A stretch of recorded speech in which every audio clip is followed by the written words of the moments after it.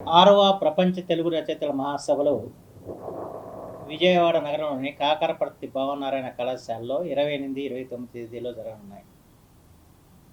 28వ తేదీన ఈ మహాసభల్ని సుప్రీంకోర్టు పూర్వ ప్రధాన న్యాయమూర్తి జస్టిస్ నూతలపాటి వెంకటరమణ గారు ప్రారంభిస్తారు. ఆంధ్రప్రదేశ్ శాసనసభాపతి శ్రీ చింతకాయల అయ్యన్నపాత్రుడు గారు, ఉపసభాపతి శ్రీ రఘురామకృష్ణరాజు గారు ముఖ్య అతిథులుగా పాల్గొంటారు. అనేక మంది ప్రసిద్ధ కవులు, రచయితలు ఈ సభల్లో పాలు పంచుకుంటున్నారు.